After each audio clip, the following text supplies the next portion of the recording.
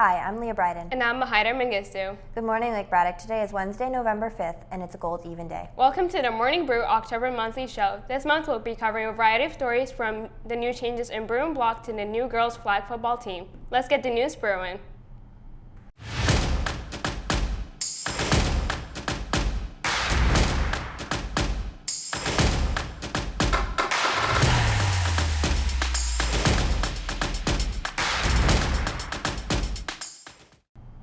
As we transition out of the wind time system and into the new Bru and Block schedule, let's look at how these changes have affected students and teachers. Lake Braddock has changed advisory and Bru and Block again. This year there are three kinds of Bru and Blocks: Focus, Connect, and Thrive, meant to keep students more engaged in the advisory period. Overall, I think they're going well. I think there are some things we still need to work out. We're continuing to improve the passes, make sure our staff understands how to make the most out of the time and how we communicate it to students of what each day is supposed to be used for. But overall, I think it's a big improvement over what we were doing last year. There are positives to the new system, but teachers think there are improvements that can still be made. Well, from the teacher perspective, as I admit, it's confusing. I sometimes don't know what day we're on. I have to check the purple and gold calendar every day to make sure. But you know, it's a couple things in the morning, and once I know what we're doing, I just follow the plan. I mean, I think it's been hard for everybody. Anytime we do any kind of change, it's hard. Everybody's kind of getting on the same page of how they can use each of the different days between Focus, Connect, and Thrive. I would like more time for Bru and Block and less time for advisory. Because now we sometimes restrict our test questions to a certain number if it's a retake, versus having a full time for it. With the Bru and Block affecting all of Bruin Nation, staff and students are focused to see if the changes will help advisory thrive. This has been Marcus Gilmore, Levi Sedaris, and Charlie O'Connor signing off. I wonder what the new system is going to be like next year. Though the new system is a little turbulent, our next story is smooth sailing. Making waves in and out of the class, Gabe Bradley sails through it all. Did you know you have an international sailing star here at Lake Braddock? You've probably seen him around the halls. Gabe Bradley began his journey in Hawaii where he found a unique calling for sailing. The Morning Brew is diving deeper into Lake Braddock's very own superstar sailing sensation. And I looked over kind of like this view from a mountain into the bay, and I saw a bunch of sailboats. I told my mom that I wanted to try it, and so that same summer she signed me up, and that's how I started sailing.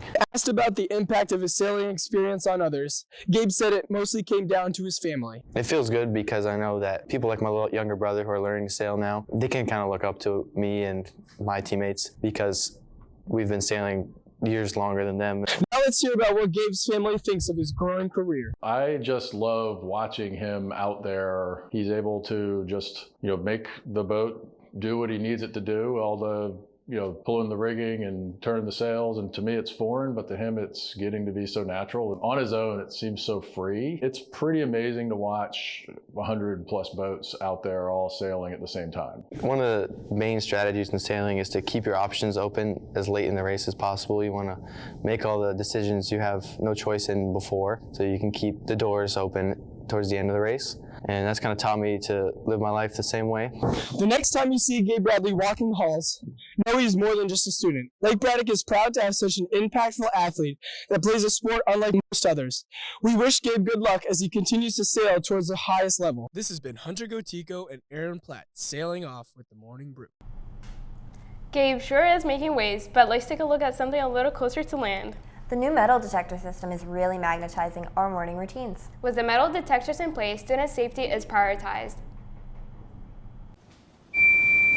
This year, the weapons detection systems have been fully implemented at Lake Braddock.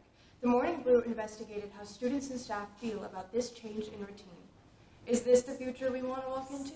Some of the struggles that we experienced were mostly really within the first week, and it was how long it took students to figure out how to walk through the weapons detection. Also, staff needed to get trained.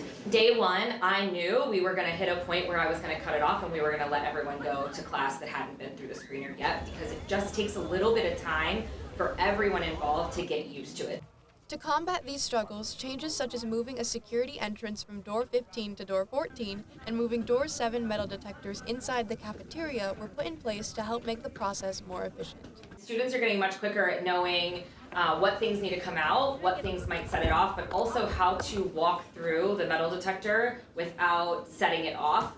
Some of the strategies that we're learning is that students really have to kind of hold everything together, that if they've got a lunchbox and keychains and they're all kind of dangling as they go through, that it looks like a bigger item than it is and it will flag. Students voiced their opinion on the new implementation of metal detectors. I used to get flagged a lot because of my binder, which I always thought was strange because there's not really much metal in it. I feel like they could be a little more accurate because they don't check your binder, or your umbrella. So I feel like kids could easily slip something in there and they would never know. At first they were kind of annoying because it took forever to get through them, but I think the admin have kind of worked out a system that makes it easier to get through them unless a bus is just come and gone. From what we've experienced, they've worked pretty well. Though it might take some getting used to, the metal detectors are here to stay and will ensure our safety at Lake Braddock. I'm grateful that they're here, and I see the benefit of having them every day. This has been Sydney Treon, Kaylee Gomez, Caitlin Connolly, and Hannah McDonough signing off with the Morning Brew. Girls flag football touches down as Lake Braddock's newest sport. The team goes deep, making history in their first year.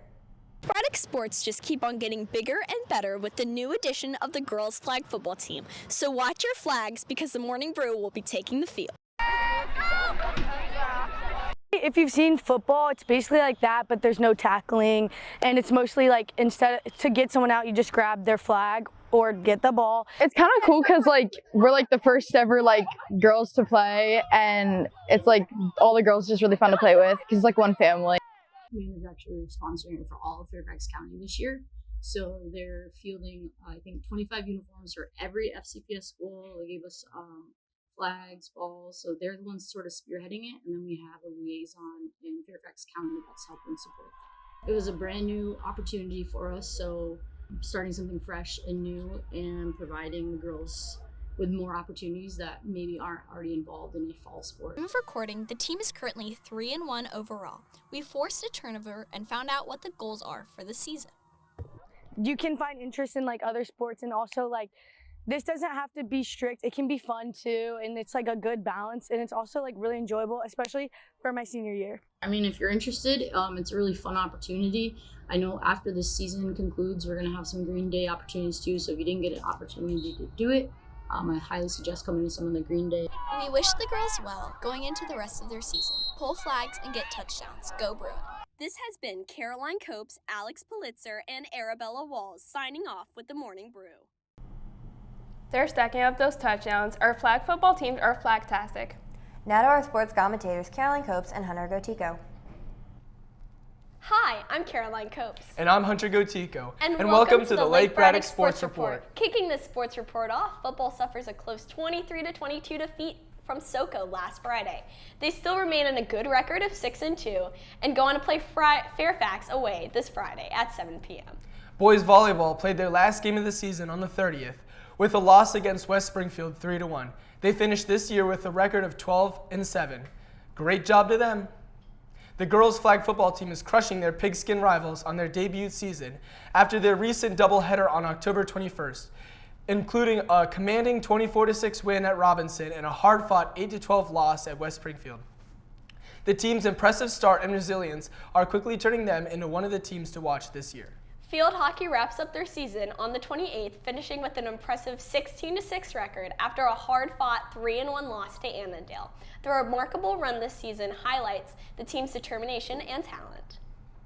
And don't forget about girls volleyball. They're currently 9-4 overall and 6-4 in region play. Way to serve it up, ladies.